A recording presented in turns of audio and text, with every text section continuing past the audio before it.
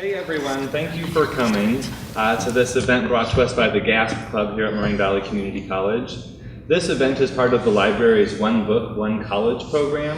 This year the book is Giovanni's Room by James Baldwin, and the library has asked the GASP Student Club to come in and talk about some of their experiences. GASP is Gender and Sexuality Progress. We have a panel of 6 students here. I'll ask that they introduce themselves and then they can just take over with the presentation. Thank you everyone for coming. I'm Jess Stewart. I'm David Lyons. I'm Nicholas Samosky. I'm Amanda Lannis. I'm Maura Brogan. And I'm Amanda Blount. And let us begin. We're going to first start out with our coming out stories. Then we have a video. And then we're talking about the struggles of LGBT people, followed by how Moraine Valley helps LGBT students, and then what else Moraine Valley can do to help. I'll start with coming out. My coming out story isn't as big as other people. I had an accepting family. It was terrifying though, because no matter if you know your family's going to accept you or not, it's still a terrifying experience. I was in my freshman year of high school when I came out to my mother. I was shaking, I remember that. I was terrified and I was stuttering the entire time. But I think she kind of assumed when I first started talking, because I guess she assumed that I was gay since I was like in kindergarten when I asked why my sister had sparkly clothes and I didn't. Yes. I came out to other people later on. I started coming out to my friends a year or two later, and my father, I came out to him the end of junior year, and he was very hurt about this because I told everyone first. I wasn't sure how he would react. We never had a good relationship, so I was afraid that he would reject me, even though I knew that he probably wouldn't. He's a good person, and I didn't think that he would reject me, but it still was an extreme fear of mine.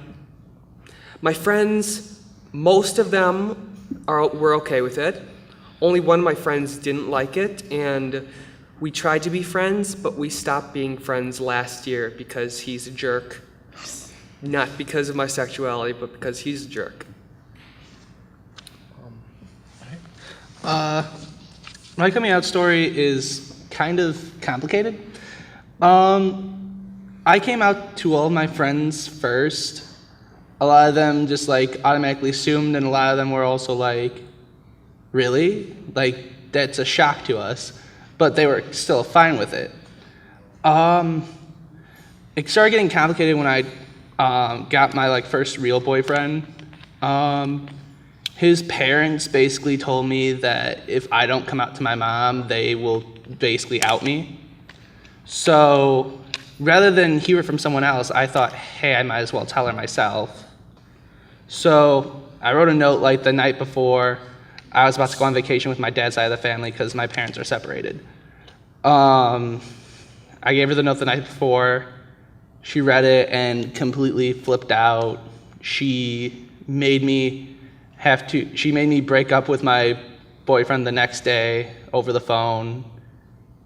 And it took me, and then what happened was when I came back from vacation, basically that's when we first started really going to church, because my mom probably thought pray the gay away,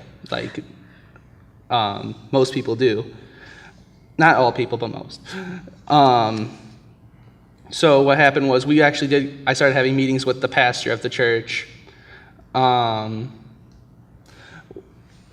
It was funny though, because me and him would have these weekly we'd meet up for an hour each week, and we found out that he basically said it was okay to be gay.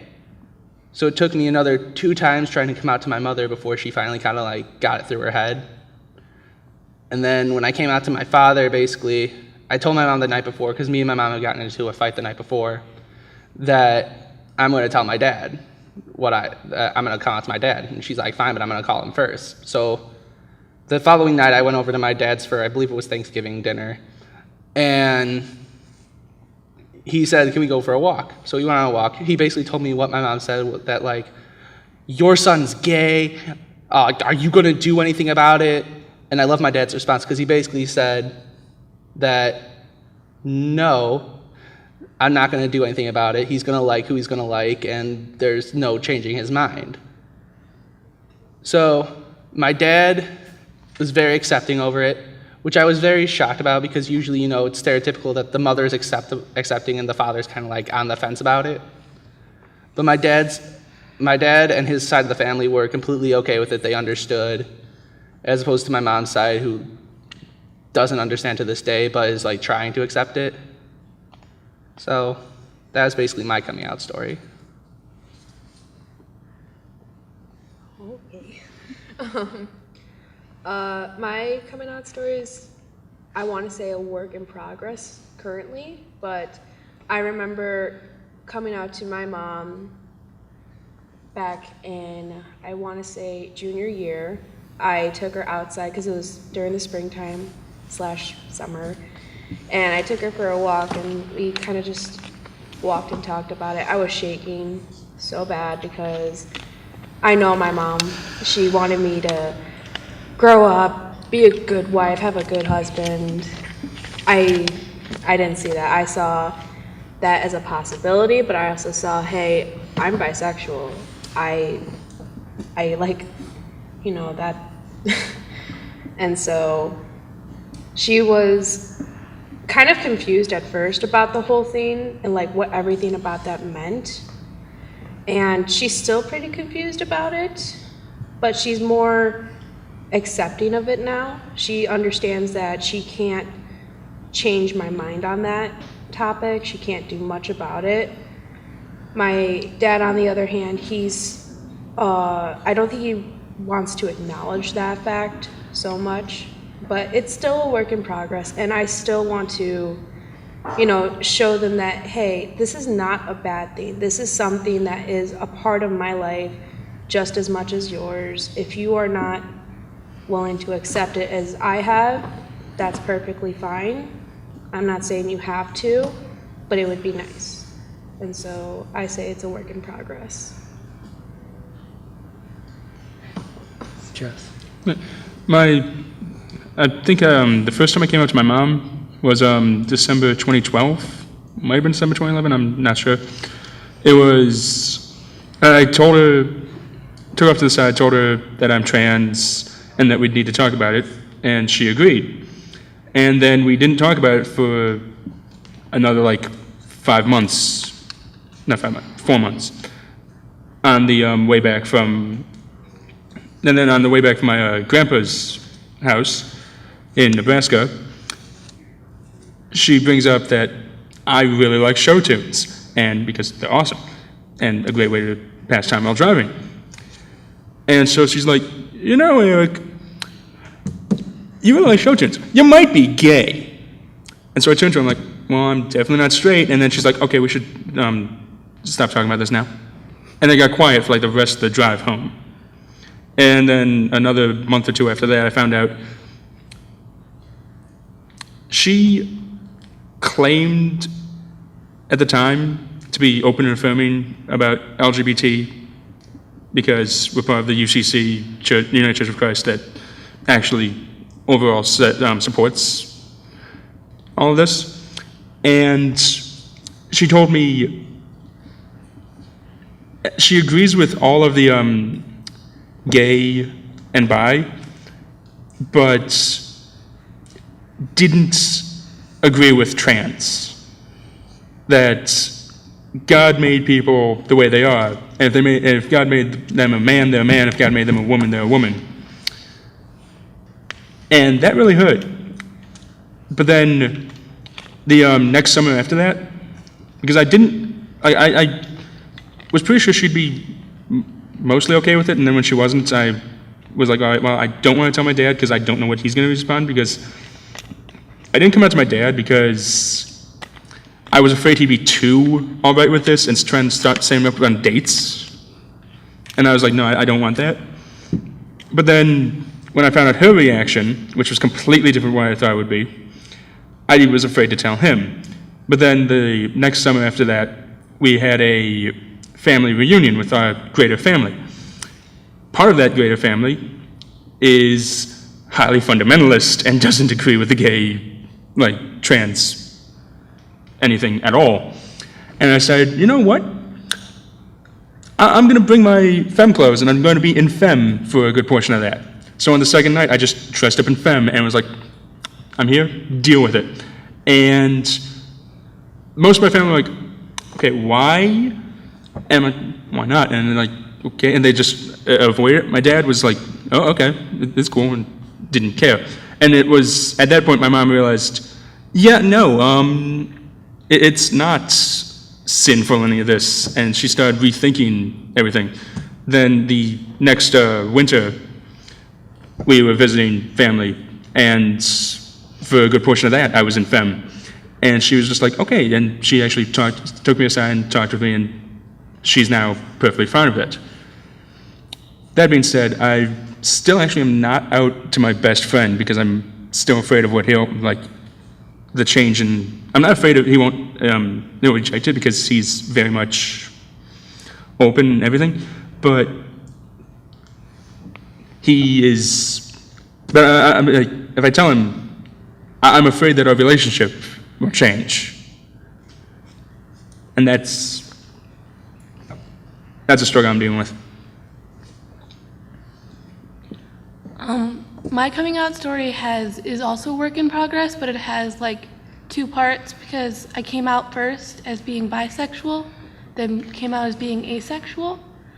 I had all my friends were very accepting, and I really didn't need to like come out to them because like they all sort of like knew, but like I came out to my mother because she found a letter I had written to a girlfriend, and she kind of just figured out that, you know, this is not like the way you should be thinking about girls. And she asked me about it, and I told her I was bisexual, and she was accepting, but she wanted it almost to like go away.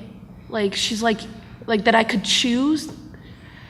And she's like, well, this is gonna make your life harder. She wanted the typical like, marry, wife, have 2 children, the like cookie cutter life. And so she sort of just, she told my dad, and then it was sort of like brushed under the rug after that. I was accepting and open to my friends and everything, and we talked about it all the time, but I never talked to my family about it. Because like none of us were like comfortable, and I'm not out to all my family. Like my siblings and everything, I just don't want them making jokes about it and not being able to take the jokes. The harder part was actually coming out as asexual because not everyone always understands. I tried coming out to my mother, and she said it might just be a biological issue, that if I go to the doctor, it'll just go away. I told Amanda, her, would you mind explaining what asexual is? Asexual is someone who can have romantic feelings in a relationship, but will not feel the sexual part. I've never felt sexual feelings to any either of any gender, and people instantly assume that's something that everyone has to have.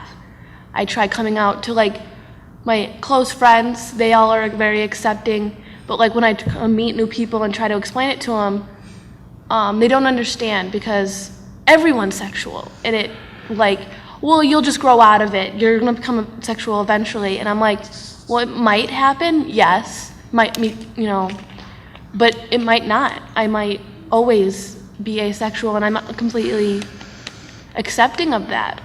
But not everyone always understands. But I've gotten a very positive feedback with my friends. My family, they don't understand, so I told my mother, but after that, I haven't been able to talk about it because she doesn't want to talk about it. And my coming out story is also in progress, as not everyone knows both sides. and not, I haven't told some people either. They think I'm completely straight. Hi, I'm Maura, and I'm the ally of the group, which means I'm a straight supporter. And so you might not think that I might have much of a coming out story, but in middle school someone had started a rumor about me that I was a lesbian. I kind of had to it was really difficult for me because I sort of had to come out as straight. I had to start doing straight things and doing things the straight way to prove that I was straight, even though I had this rumor. And I also did have to come out as a supporter of this whole LGBT community because some of my family doesn't really understand because they just see it as me being a pro-activist, whereas I'm very much dedicated to the community. My close family is more supportive because they did see me having to go through the bullying, having to go through the negative treatment that I got, and having to sort of prove myself as something that, where most people are, it's just naturally assumed. I had to come out and be proven that I was straight to stop the bullying. So We are going to show a video. This is a video that I made for my Sociology of Sex and Gender class. It is of personal stories. It was an interview I took of LGBT people I know. When did you first realize you were gay, and what was your first reaction? First realized I was gay towards the end of my junior year. I didn't think of it as like a big deal. Like I wasn't really like afraid of being gay. Like I was kind of just there. I once my friends found out about it and I like told them, they were all supportive. They're all like, that's fine with us. Like, 'cause nowadays that's how teens are. Most of the people you talk to are gonna be like, that's cool, whatever. Of course, you always have like the stereotypical like guy go like, well, that's cool, just don't hit on me. And when did I realize I was gay? Sam, when did I realize I was gay? Was it the first time we had sex? Or the second time? I'm gonna have to go with the second time. It's probably the second time, right? Yeah. Yeah. Yeah, because the first time you were a little freaked out. That's true. I was like, what is this? What's going on? Yeah. Everything in my life is changing. I didn't know it was that momentous of an event for you, honey. Well, you know, I kind of internalized all of it. So. I remember when I was a kid, I was like pretty homophobic because I didn't like realize that it was even really an option to like the same sex, you know? And so then when I was in high school and it started coming around that, you know, no, it's pretty normal to like the same sex. A lot of people do. I don't know, I started realizing like, I started realizing that it makes sense, you know, people can fall in love with a personality, you know, and it doesn't matter the gender. Yeah, so it was sometime in high school that I started to realize, like, you know, love is about character. It's not about gender.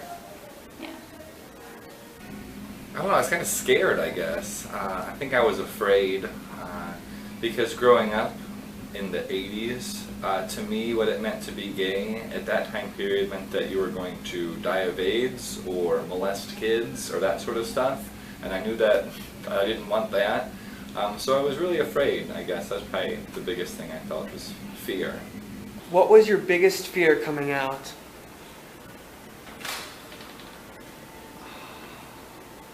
These all don't apply because people know, so I didn't really have anything to fear. you know? Probably that I would be alone.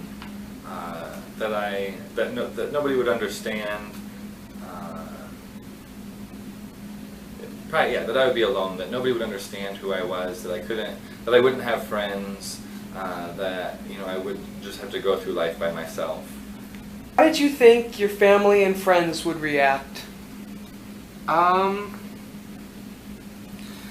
My friends, I was unsure of how they would react, but I really didn't quite care. My mother, on the other hand, I knew she wasn't going to be accepting because we would always watch Glee on TV. And whenever someone even remotely brought up something like homosexual or gay, she would, do this face of, disgust or whatever. I think I was very lucky in that sense where most people I knew already knew. So it wasn't really like a surprise.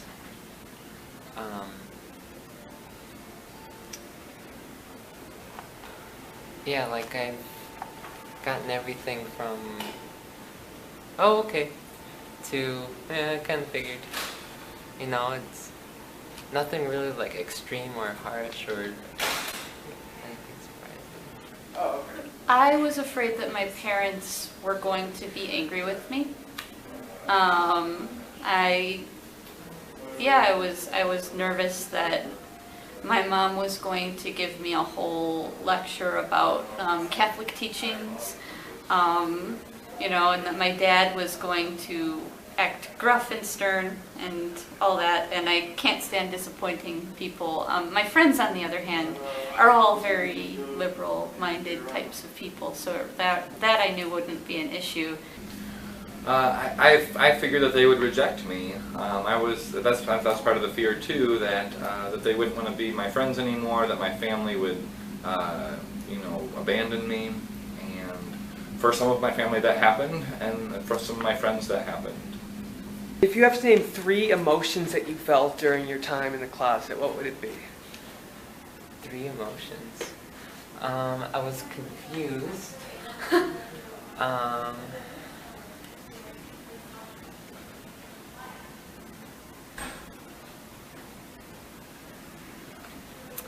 Confused, frustrated, and I've never had to think about these things. Bewildered. Yeah, with my first girlfriend, my parents are super Catholic, and so I did feel, I felt nervous that they were going to find out in a bad way instead of me actually talking to them about it. I felt silly because by the time I had a girlfriend, I was already, over 18. It felt silly to be running around like a sneaky little teenager, especially about something that I know shouldn't be an issue. I want to tell you that you guys can raise your hands and we'll answer questions throughout the show if you have any questions. Struggles of LGBT people. Isolation is one of the biggest problems for LGBT people, especially younger ones, because when you first realize you're gay, bi, asexual, etc., you have trouble because you feel like you're alone.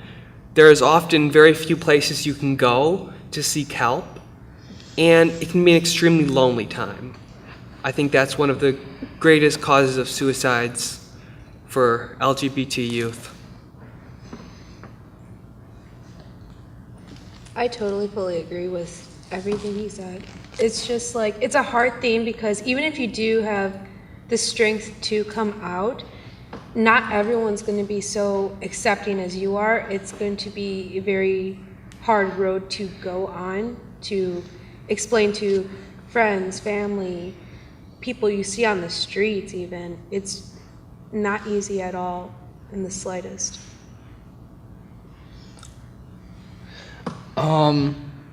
With that though, like, it is still a very hard place to be in if you're part of the LGBT community with coming out and everything.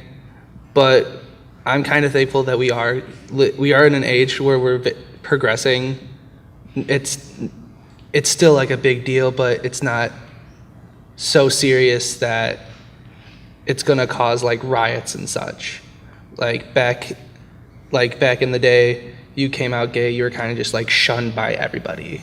Whereas now it's like it's in literature, it's in television, it's in movies. It's like it's everywhere. You can't really you can be against it. I shouldn't say you can't be against it, but like it's a lot more accepting than it used to be. And also in the LGBT community, some of us are actually still isolated, rejected. Often the transgender community, you would think that our community would be more inclusive, accept everyone, but they don't. Bisexuals and transgenders are often looked down on, thought of as not part of the community, even if their letters are in there. I think that when people don't understand, that's when they reject you. And even if you're gay or lesbian, we don't always know what transgender and bisexuals are going through. In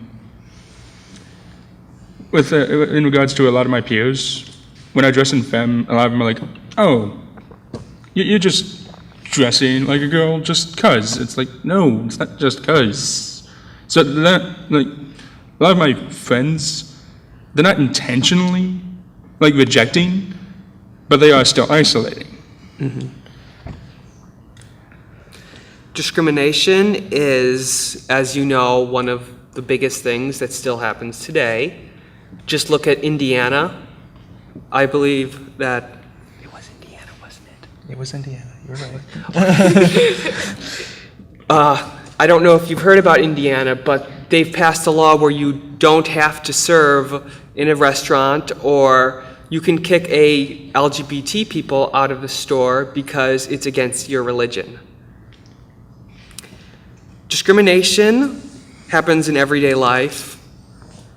I think that when you're young, it's extremely hard because as you get older, you find people that accept you, and and since we're such a more liberal age, things are easier.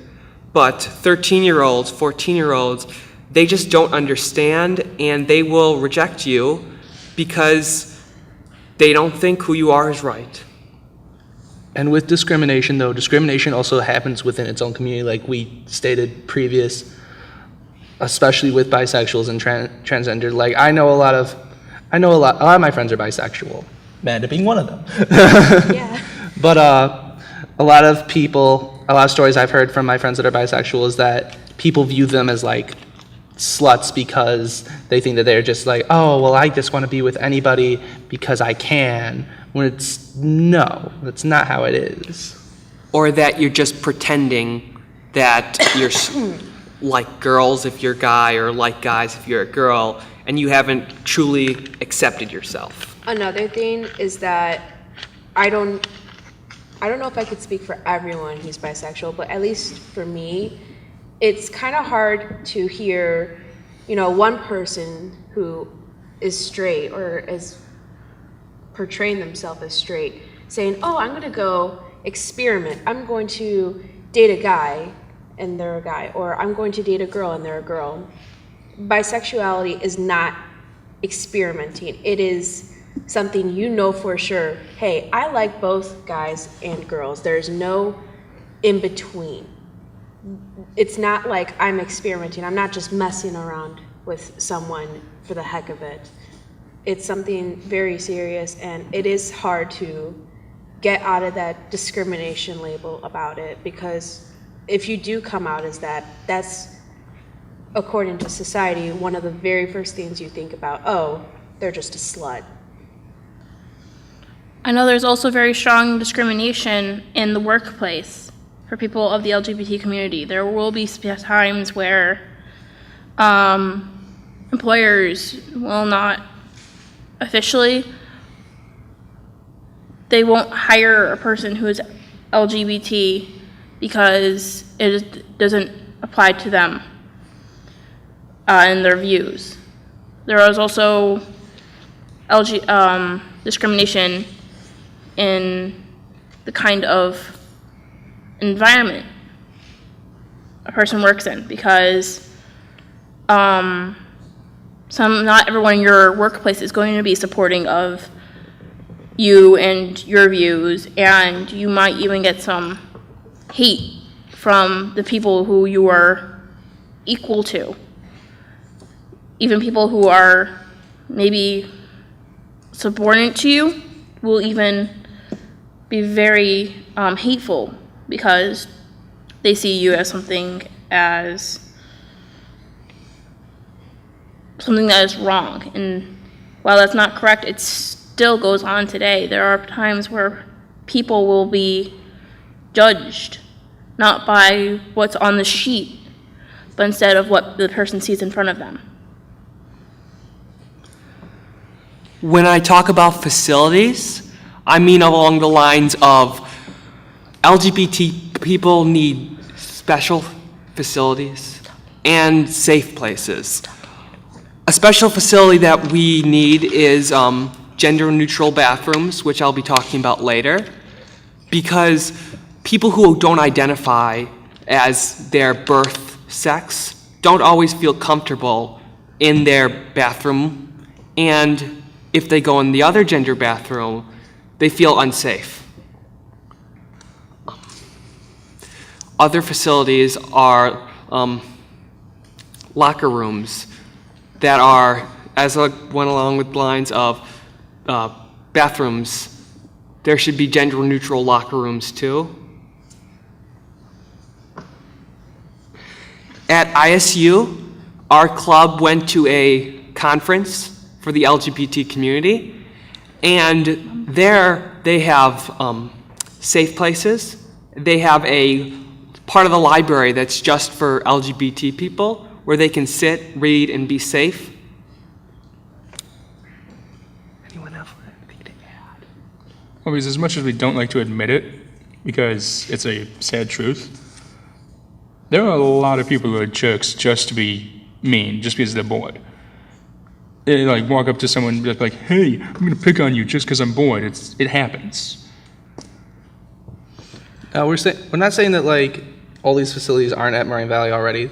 Like safe places, you can go to a counselor if you're being bullied, and they will talk to you about it, and that you can like kind of like unload your feelings, and they'll try to help you out the best that they can. We're not saying that like none of these facilities exist, but we are trying to like move towards some of them.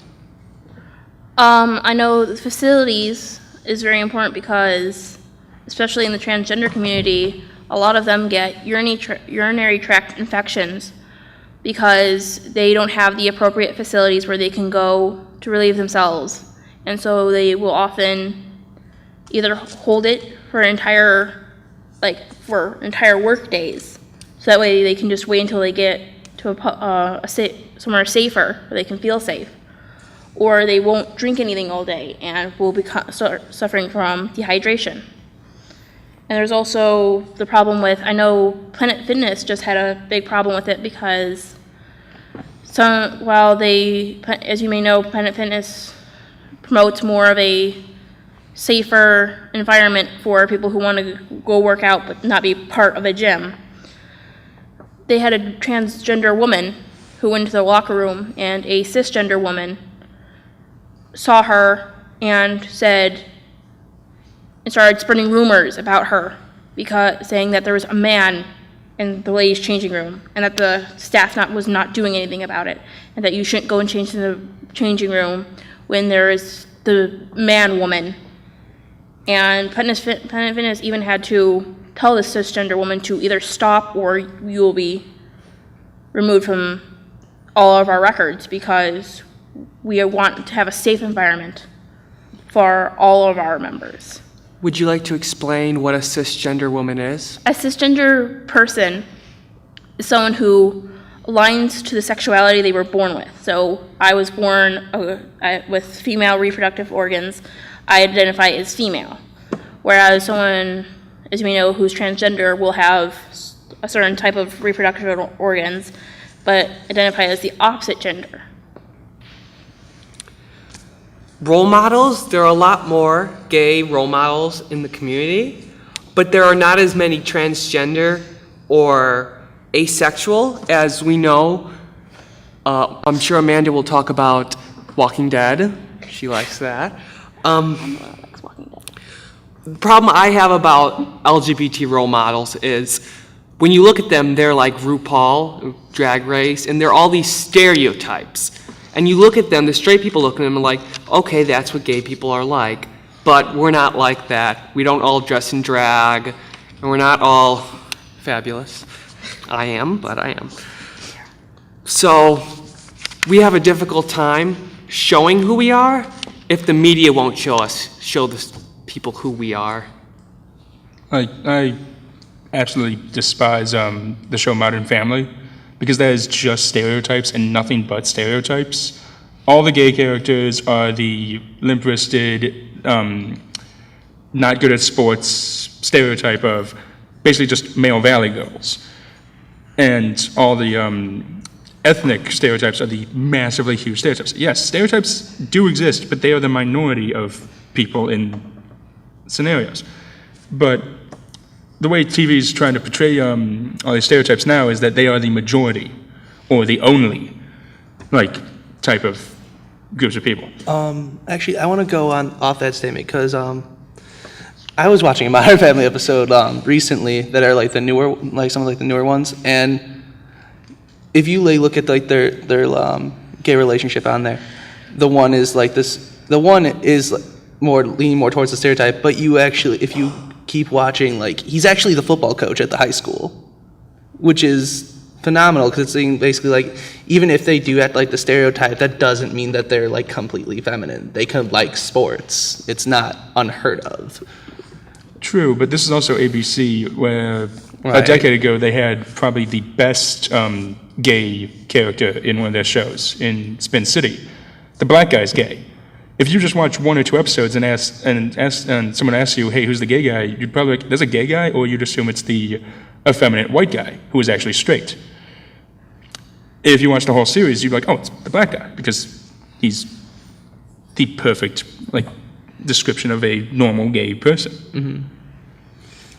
Amanda, would you like to talk about Walking Dead now? The writers just announced that the character Daryl on The Walking Dead was going to be is asexual, and it is the first role model you could think of for the asexual community. It was actually because there is really all people you see on the in movies and TV, they're all very sexual, and that's usually what the norm in life is, that every role model is going to be sexual.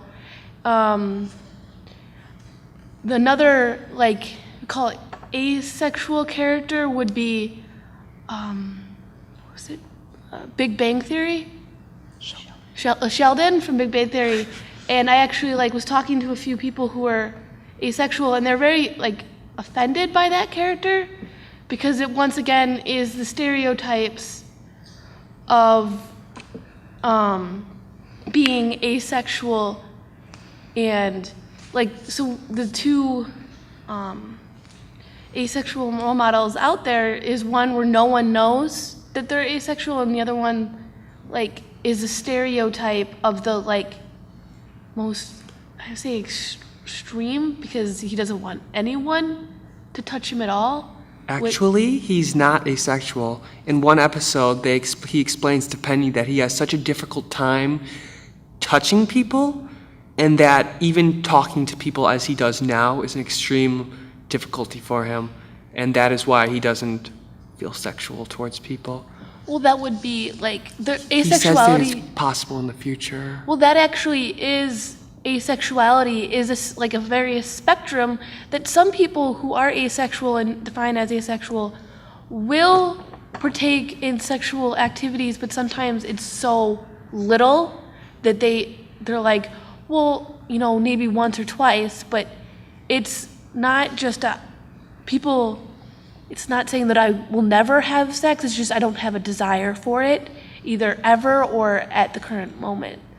So, like, he might not be completely he'd be on a spectrum of asexuality, because there is no, like, definite, yes, like, it's not completely, complete definition you can think of for I'm sorry, I didn't asexuality. realize. No, it's like, it's harder to understand because it's hard to explain the spectrum of asexuality.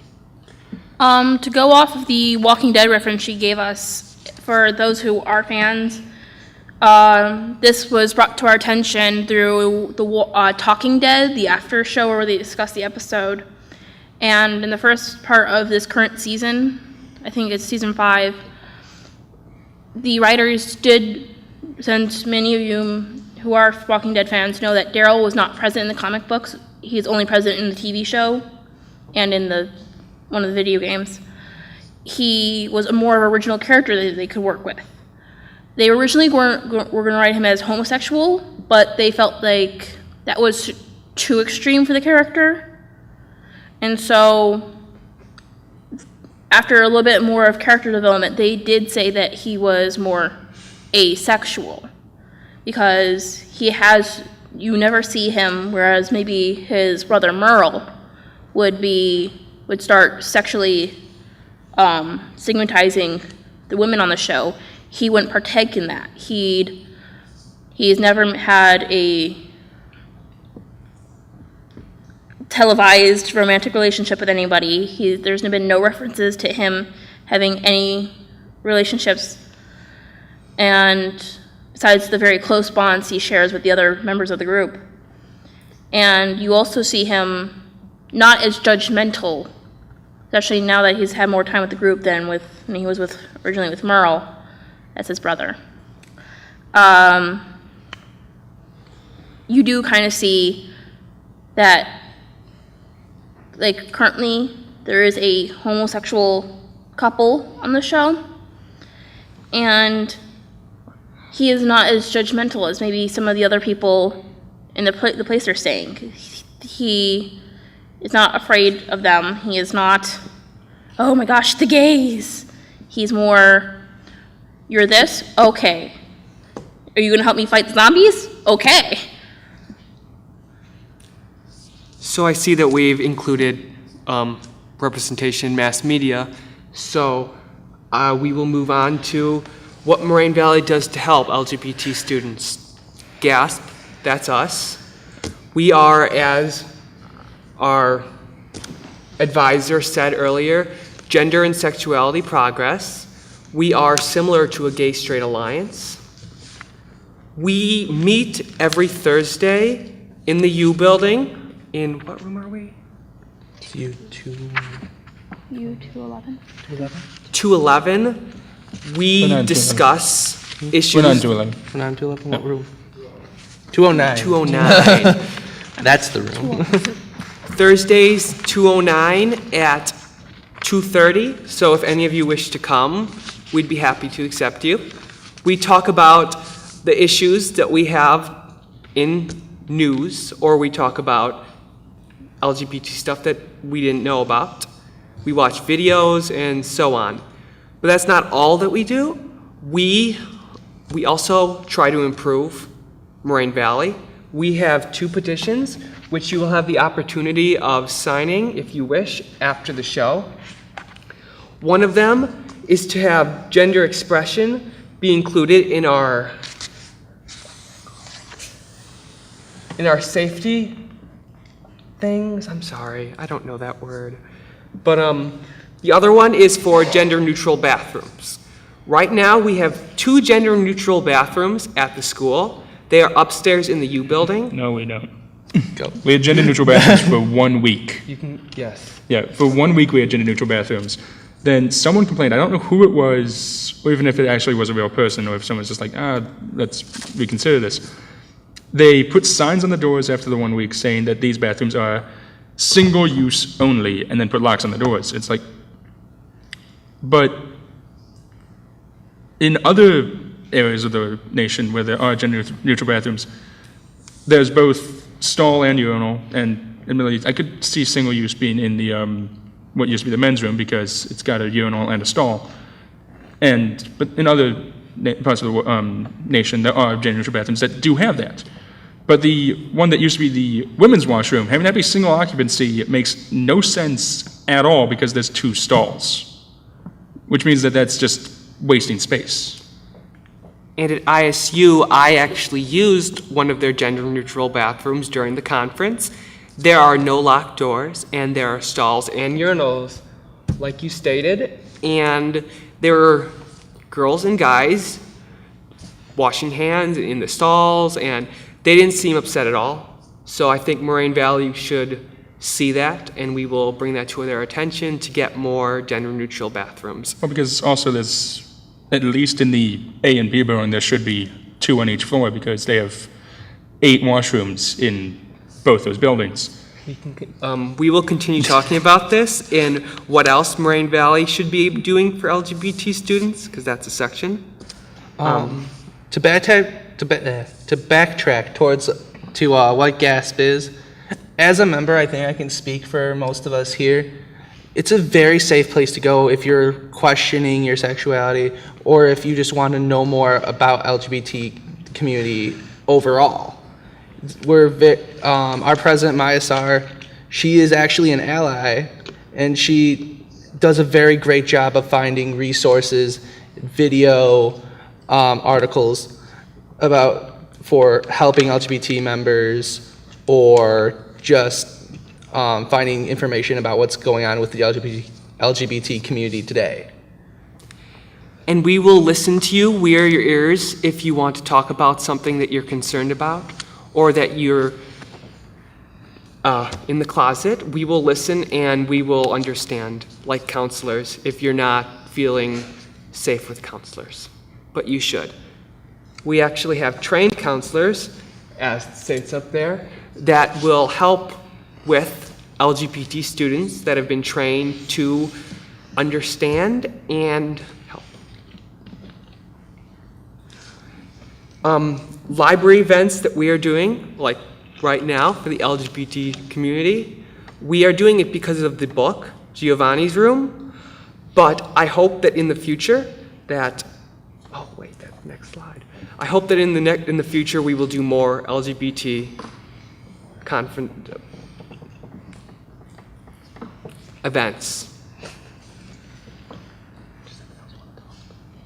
To go back to one of the previous ones for safe zone training, safe zone training is where people, not just counselors, but teachers themselves, will go through a special training program to help LGBT students have someone to come to. That's when if you're ever walking down the hall and you see one of those upside down triangles with the rainbow in it, that shows that the teacher or the person in that office has been safe zone trained. So if you are having a difficulty maybe meeting as part of our group, those are people to approach and to talk to because they are specifically trained to help you in the situations. They do believe in more privacy. So if you just want someone to talk to one-on-one and you don't want to go to one of the trained counselors, you can go to a teacher. And it's especially helpful if you know that teacher. If you've had a previous class or you have a class with them and you see that they have the upside down rainbow triangle, it's probably a lot easier for you to approach the teacher and talk about what you're going through. Next, we're going to talk about what else Moraine Valley can do to help LGBT students. As spoken earlier, we talked about the gender-neutral restrooms, that we should change the name of the single occupancy ones, and we should add more. We want to add at least one in every single one of the buildings. We'd prefer 2. Jess, you know a lot more about that. Yeah, well, the reason I'm so against the single occupancy bathrooms as they are now is for that 1 week that they were gender neutral, I had a place that I could go dressed as femme to use the restroom. At the moment it became single occupancy, it's went back, and it's like, oh, well, now it's, people are afraid of trans people, apparently, because single occupancy. So if I go in there and I don't like the door, people come in and it's like, oh my God, you didn't like the door, what's wrong with you? And it's like, so right now, dressed in femme, I have no place that I can comfortably use the washroom, because by school rules, I can't use the female washroom.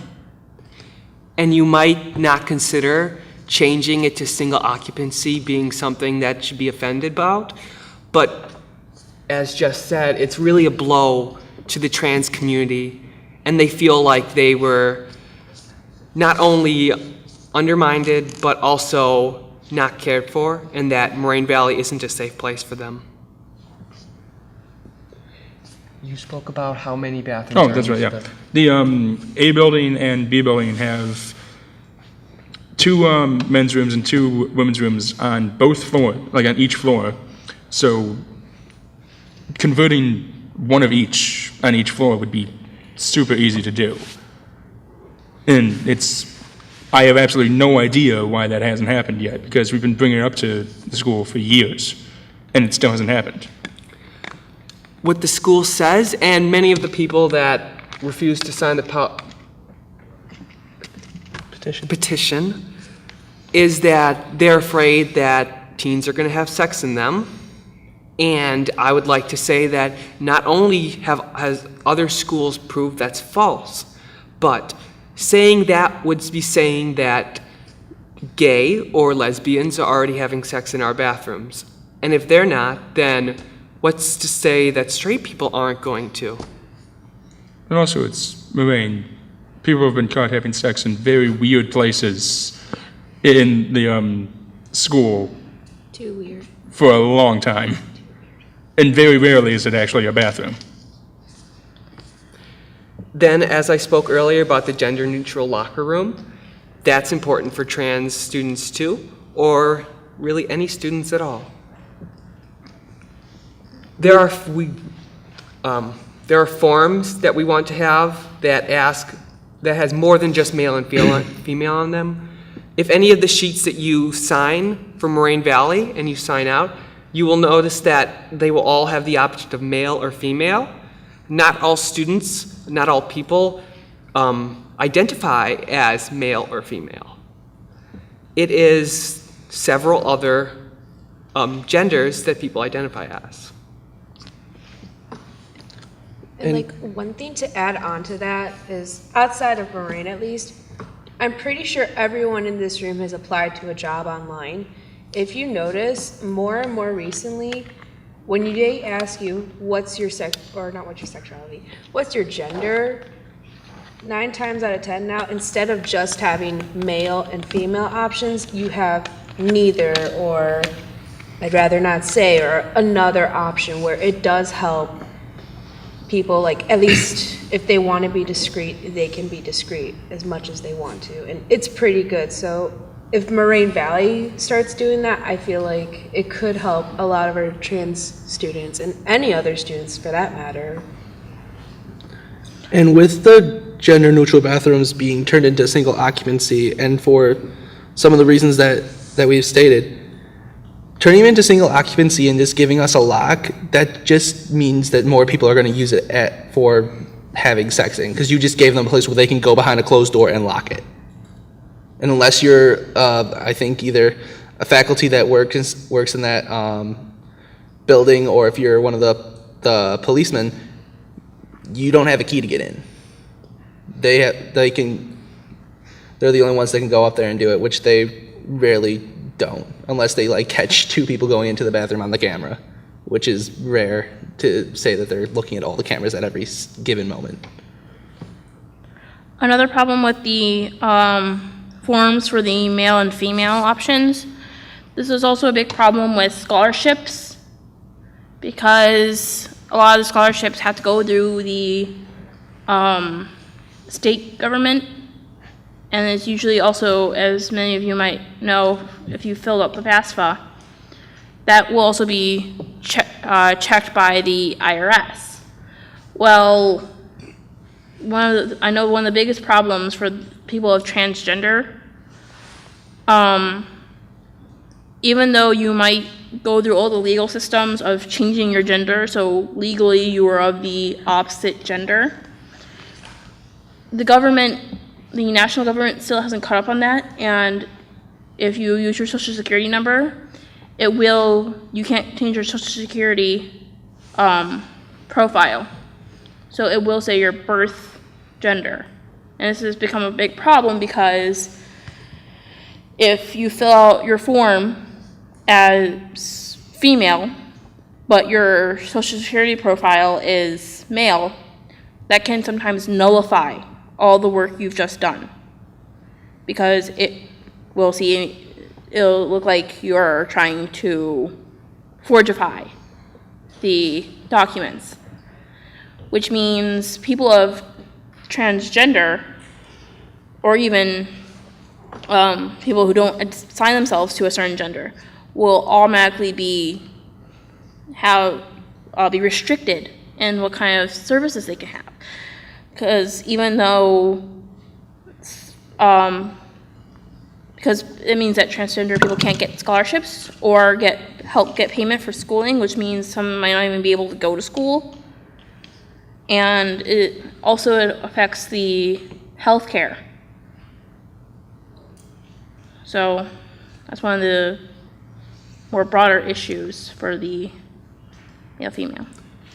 When we talk about forms that ask about sexual orientation, we're not asking to add that to the forms that we were talking about earlier.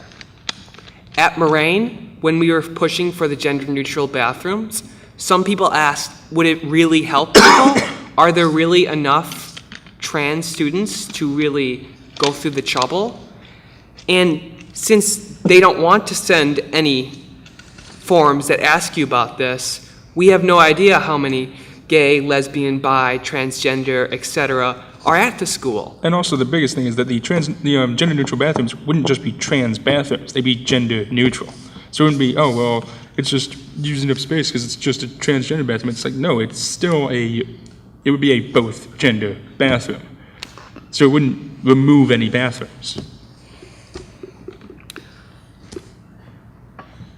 And this would help in many different things because we know what to help about. And do you have anything to say? Okay. Yes, we would- question? Oh, yes? Question is, what kind of petitions and how many petitions have you guys sent out to try and get more gender neutral bathrooms? We currently have one petition that we are doing, and we did not do a petition before, I don't believe, but we spoke to the school. Oh, we've been doing this petition for years, at least 2. Like the gender neutral bathroom we've been trying to get that one through for at least 2 years now. Well, I don't think we've turned it in, have we? I don't know. Why have we not? I know Because with we're trying to get more signatures. I know with the recent renovations to the G building, since that's being renovated to be more of a gym facility, there has been talk about wanting to maybe start a petition to get gender neutral locker rooms put in. So that way people can have a comfortable place to change for any gym activities they might have. I think it was also an issue that was brought up but not acknowledged when they were in the making of the H building. So that way you'd have gender neutral bathrooms and locker rooms, so people who do assign themselves as a different gender than their birth can have a comfortable place to go and change because they still like to work out. They still want to stay in shape. And that shouldn't be limited to them because just because they can't feel comfortable changing a certain place. Because again, the school rules say that because of their assigned birth, they have to go to their assigned birth locker room.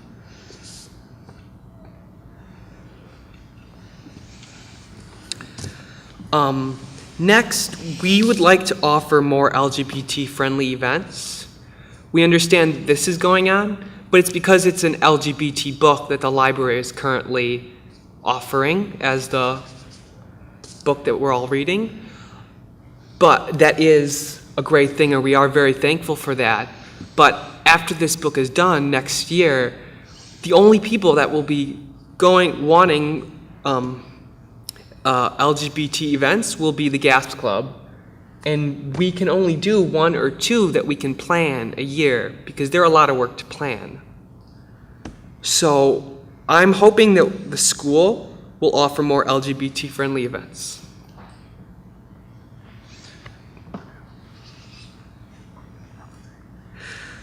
Okay. And currently, we don't publicize the LGBT services well.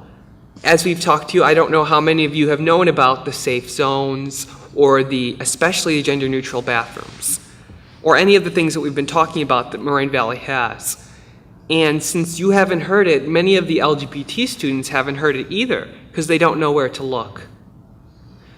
So I believe that we should call attention to it more, try to tell as many people as we can, because if there is a student that doesn't feel comfortable with these certain things, then they have a place to go and they have a place to find help. I know that there was also an issue in the first semester where we did put up flyers for the GASP Club to invite people to come and to talk with us and to show that we had a comfortable place, and we had a very reoccurring problem where they were being removed. It hasn't been that big of an issue this semester, thankfully, but just the fact that they were bright green flyers too, and the fact that they were removed from where they were. Almost every bulletin board. Twice, right? Yes, Yeah. Twice. It just kind of shows that because of what the group stands for, we do have a bigger problem publicizing and having people be a little bit more comfortable.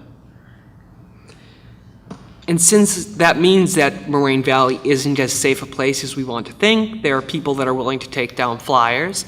We need these safe places like GASP, especially now, so that people have somewhere to go.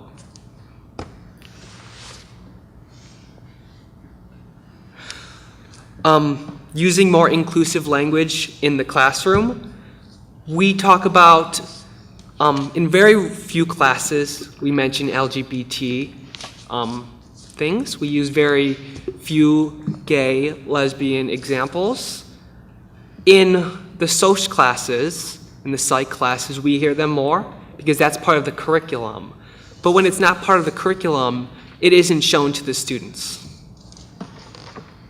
I know for a fact that if it weren't for the James Baldwin One Book, One School, it probably wouldn't have been brought up in a lot of the comm classes. No one would, because it would have been relevant to the curriculum, even though it's still a very major issue. And I'm quite happy that with the inclusion of the book, the comm classes had other books to tie in, so it wasn't just gender and sexuality inequality, it was inequality of minorities. So it put it in a broader perspective that even though it is more of a recent issue, it's still a very relevant and problematic issue. And our final closing comments are about pronouns. I know it's not up there, but pronouns are also something that's extremely important. Does anyone want to talk about them, or should I? I can't stress enough how much importance goes into pronouns, whether it's for someone who is straight or trans or anything in between. It's so important because it's basically saying, if you recognize yourself as a girl, I'm going to call you a guy instead. Most people would be offended, and it's the same way around. So when you say to a trans person, oh, you look like a guy, but you identify as a female, I'm still going to call you a guy. You're a he or a him. You're not they, you're not her, you're not anything but that. It is so incredibly offensive, and it's one of the things that society is so ignorant on in today's standards. It's ridiculous. And for someone who does finally realize that, it's a bit of a hard transition because we are so mind fixated on the idea that if you see someone who looks a certain way, you're gonna call them that. You don't think twice. You don't think, oh, well, maybe they might identify themselves as something completely different than what I see them as. I'm assuming you all know this, but pronouns were referring to the he, him, she, her, or they, them. They, them is what people with no gender, what identify as no gender, prefer to use. It's sometimes awkward to say that because they and them normally refer to multiple people. So if they went to the movie, it's one person who went to the movie, and it can be hard in conversations. But so that is often when most people don't use the proper pronouns, and it can be very hurtful to the person because you're not acknowledging their gender. So not just transgender people, but also. It's something that should really be taught in classrooms from, I want to say, at least middle school and up. I can understand elementary English teachers not teaching this because kids are so young at that age. But from middle school and up, this should be something that we bring up definitely, because at that point, you know yourself. You realize what's a boy and what's a girl and what's in between. At that point, they should teach you, hey, I don't know, this person looks a certain way, doesn't mean that they are that. I know this is also a major problem because as of lately, people have been using she, he, or he, she as more of a way to describe a person. Because even though a person of transgender, you might try not to be offensive and say, oh, that person's a she, he, or a he, she. No, you have to assign them to their preferred gender pronoun, because to them it could also be quite offensive. We never go up to a girl who's wearing a pair of pants and say, so you're a he, she, right? Or she, he. And it's like, no, I'm a girl. Or you'd go up to a guy who's wearing nicer clothes and be like, you're a he, she, or a she, he. No. So again, there are certain boundaries that you have to make sure you partake. Plus, it's always a very good way to introduce someone. Like, if you're just getting to know someone, it'd be like, oh, what's your name? What's your favorite color? What's your preferred pronoun? And that way, from the very beginning, you can assign them to the correct pronouns. You can give them that comfortability of knowing that I'm not going to be discriminated against because of my orientation. I'd like to give an example that you might understand better, especially the guys in here. If I walked up to one of you guys and referred to you as a her, if I say, what are you doing, girl, or what's she doing? She's over there. Would you feel offended if someone is referring to you as a girl? I would assume so. It would offend your masculinity. And the same thing is happening to trans people or people that don't have a gender. If you say those kind of things to them, it's extremely hurtful. And sometimes they can't even tell it because they feel uncomfortable saying, no, I'm a she. So because it's awkward, sometimes you're hurting people without realizing it. And I think that's our presentation. It's currently 1:43, and we are going to put these petitions up here in the front of the stage so that if you wish to sign them, which I would really hope you will, just come up here and sign them. Thank you for coming. Does anyone have any questions they'd like to ask before Questions, we comments, close? concerns? No? Yes, Shiny. Okay. Thank you for coming.